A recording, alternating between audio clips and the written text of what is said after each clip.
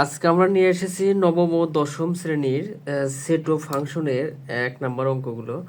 এখানে বেশ কয়েকটি অঙ্ক আছে 1 নম্বরে। এখানে বলা আছে যে নিচের সেটগুলোর তালিকা পদ্ধতিতে প্রকাশ করো।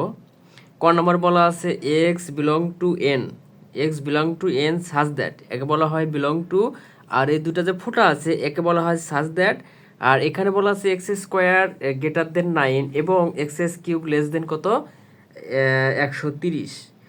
130। এখন এখন আমরা যদি ক নম্বর অঙ্কটির সমাধান করি, ক নম্বর অঙ্কে বলা আছে কি x belong to N such that x square greater than 9 এবং এক্স কিউব লেস দেন 130, অর্থাৎ এক্সের এমন একটি সংখ্যা নিতে হবে, ধরতে হবে যেন তার উপর সেই সংখ্যাগুলোর উপর যদি আমরা বর্গ করি তাহলে 9-এর চেয়ে বড় হতে হবে এবং এক্সের এমন একটি সংখ্যা ধরতে হবে যেন তার উপর ঘন করলে বা কিউব করলে 130-এর চেয়ে ছোট হতে হবে।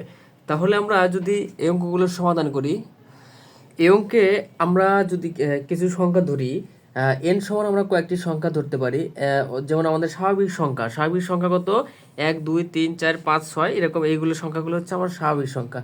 তাহলে এই সংখ্যাগুলো আমরা ধরি 1 2 3, তারপরে 4 5 6 7 8 ইত্যাদি। এই সংখ্যাগুলো আরও স্বাভাবিক সংখ্যা আছে এখানে। তাহলে আমরা যদি এক্স সমান, প্রথমে আমরা এটা প্রমাণ করি যে এক্স স্কোয়ার মানে এক্সের এমন একটা মান ধরতে হবে যেন তার উপর বড় করলে 9-এর চেয়ে বড় হয়। তাহলে এক্স সমান যদি আমরা 1 ধরি, 1-এর উপর স্কোয়ার করলে কত হয়, তাহলে এক্স সমান যদি 1 ধরি আমরা, এক্স সমান 1 হলে, এক্স সমান 1 হলে তাহলে 1-এর উপর যদি আমরা স্কোয়ার করি, এখানে কি বলছে স্কোয়ার করতে বলছে, তাহলে কি আছে এখানে 1-এর উপর যদি আমরা স্কোয়ার করি তাহলে কি 9-এর চেয়ে এখনও বড় হয় নাই, তাহলে 1-এর উপর স্কোয়ার করলে কত হয় 1 1ই হয়, তাহলে কি 1 1ই হয়। আবার এখানে আমরা নোট আকারে রাখতে পারি এটা। আবার এখানে এখানে যদি আমরা এক্স সমান যদি আবার 2 ধরি, এক্স সমান 2 হলে 2-এর উপর যদি আমরা স্কোয়ার করি তাহলে কত হয়, 2-এর উপর স্কোয়ার করলে কত হয় 4, তাহলে এখনও হচ্ছে আমাদের কত, মানে 9-এর চেয়ে বড় হয় নাই। তারপর এক্স সমান যদি আমরা 3 ধরি, এক্স সমান 3 হলে 3-এর উপর যদি আমরা 3-এর উপর যদি স্কোয়ার করি তাহলে কত হয়, 3-এর উপর স্কোয়ার করলে কত হয় 9, কিন্তু আমাদের হতে হবে কি 9-এর চেয়ে বড়। আবার এক্স সমান যদি আমরা 4 ধরি, এক্স সমান 4 হলে, তাহলে কি 4-এর উপর যদি স্কোয়ার করি আমরা কত হয় 16, এখানে যা আছে তাই 4-এর উপর স্কোয়ার করলে কত হয় 16, অর্থাৎ এখানে বলা আছে এক্সের মান হতে হবে 9-এর চেয়ে বড়। তাহলে এই 4ই হচ্ছে আমাদের এখানকার এই অঙ্কের সঠিক অ্যান্সার। আচ্ছা, আবার আবার আরও একটি এখানে প্রমাণ আছে কত এক্স কিউব লেস দেন কত 130। আবার যদি এই অঙ্কে যদি আবার এক্স সমান 1 ধরি, আবার এক্স সমান 1 হলে তাহলে 1-এর উপর যদি আমরা কিউব করি, 1-এর উপর কিউব করলে কত হয় 1 1ই থাকে, আর এখানে 1 1ই থাকে।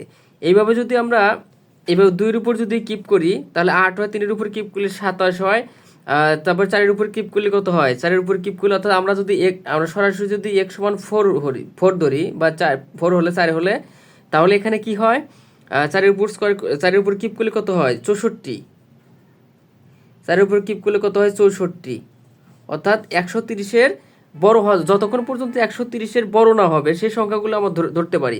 তাহলে 4-এর উপর কিউব করলে কত হয় 64। আবার এখানে যদি আমরা 5 ধরি, এক্স সমান 5 হলে যদি আমরা 5-এর উপর যদি কিউব করি তাহলে কত হয় 125, গ্রেটার দেন 100 কত 30, তাহলে কত হয় 125। তারপরে আবার যদি আমরা এক্স সমান 6 ধরি, এক্স সমান 6 হলে 6-এর উপর কিউব করলে কত হয় 216, 200 কত 216, সরি এখানে না 130 যা আছে তাই এখানে কত হয় 216।